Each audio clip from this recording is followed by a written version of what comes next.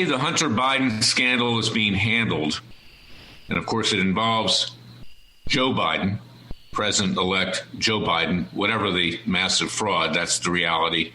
Trump, it's done. You probably will see him as a mouthpiece for the next 4 years, but don't expect him to come back and be allowed by the Republicans to run for president. They want one of their establishment hacks in there. They've already tried to destroy him. You can see his judges, his Supreme Court judges, recommended by the establishment, threw him under the bus with regard to the Texas lawsuit. But let me give you the facts of life, because that's what I like to do. Fox News is out promoting the Hunter Biden scandal. It keeps their ratings up, keeps their advertising dollars up, keeps viewers glued to the set. Hopefully, they're smart enough now after reading my book, It Takes a Revolution, Forget the Scandal Industry, which you can get at Amazon.com, not to take the stuff that Hannity dishes out every night and the rest. But let's get to the facts of life.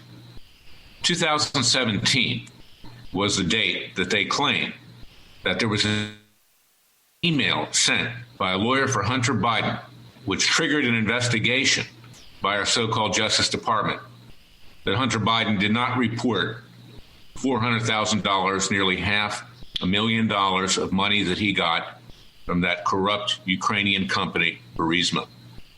That's called tax evasion. So ask yourself the question, why former AG, fortunately the president fired him yesterday, but too little, too late. The guy's already done tremendous damage. Ask yourself the question, why wasn't Hunter Biden indicted for tax evasion? It wasn't a question of releasing information before the election to try to help Trump. He should have been indicted long ago by both Jeff Sessions and by Bill Barr for $400,000 at a minimum in tax evasion. This tells you what's going on, but instead you have to watch Fox News and you see clowns like Matt Whitaker, the former interim AG, Jonathan Turley, excuse the language, all bull, you know what. I'll clean it up a little bit, but that's what it is. Playing the game, feeding you pablum, feeding you the Washington insider line because they want to keep going on Fox News. They want to be politically correct. They want to be part of the crowd. The bottom line is there's been a cover-up because the powers to be in Washington, D.C., Democrat and Republican, in the end, protect each other. It's all for show. It's not for dough. And then, of course, there's Attorney General Bill Barr, an absolute disgrace, an overstuffed blowhard that I call Blowhard Bill or Puxatani Bill because he hid under his desk for most of his reign. He didn't indict Comey, didn't invite McCabe, didn't invite the Lovebirds, Bruce Orr, Clapper, Brennan, the intelligence czars that mass surveyed everybody, and of course declared the Clintons, the Obamas, and Biden's off limits. He, of course, saved his own skin, his own standing in Washington, D.C., much like Justices Kavanaugh, Barrett, and Gorsuch did in shooting down that Texas case, which was a good case. I give the Texas Attorney General credit, Paxton. Even he didn't push too hard when it was shot down because they all try to keep their standing with the powers to be. And now that Barr is gone, the president has inserted Jeffrey Rosen, an establishment Republican hack from the law firm of Kirkland and Ellis, a mega law firm. Guy's going to do nothing. John Durham up there in Connecticut has already done nothing. That'll be shut down anyway when Biden's Justice Department takes power. And of course, who is likely to be Attorney General at this point? It's former Senator Doug Jones from Alabama.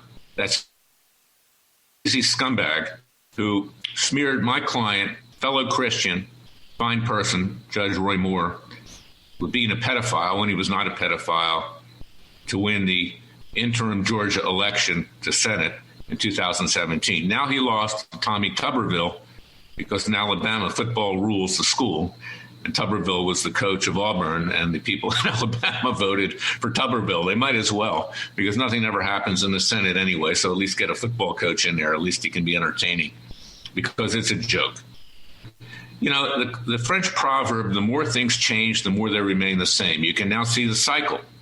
You can now see Fox News and Newsmax, which is run by Christopher Ruddy, that two-faced closet leftist who gave $1 million to the Clinton Foundation, who now claims he's the Trump News Network. Forget about that. That's a complete sham, too. You can see that they're all gearing up to the Hunter Biden scandal. They got to keep it going. Nothing's going to happen. You know nothing's going to happen. Biden is very calm. He has no worries. He controls the Justice Department. Nothing's going to happen. This is game. The American people are being deceived. And then you've got the special election in Georgia for hopefully the Republicans. They claim will keep control, but they're not going to keep control. In fact, there's over 1 million ballots in the mail right now. You can expect the Democrats to win that, too. And when that happens, the leftists take complete control of this country, the Bolsheviks, and they're never going to give it back. There's going to be a purge.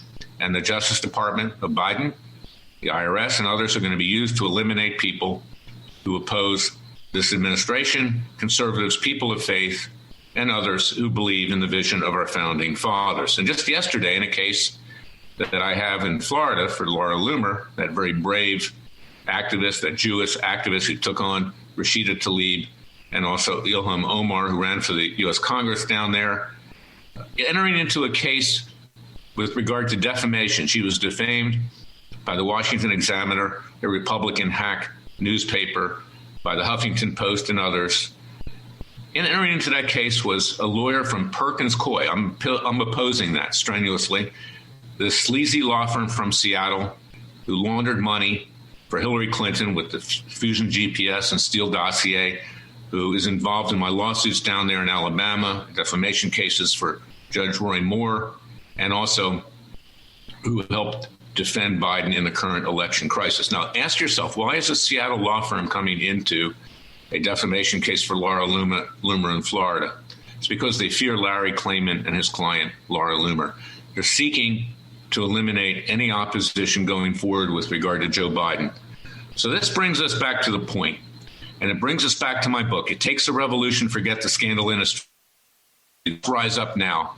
Purchase that book at Amazon.com. I'm not going to make any money, but you need to read it. It's Klayman's Manifesto.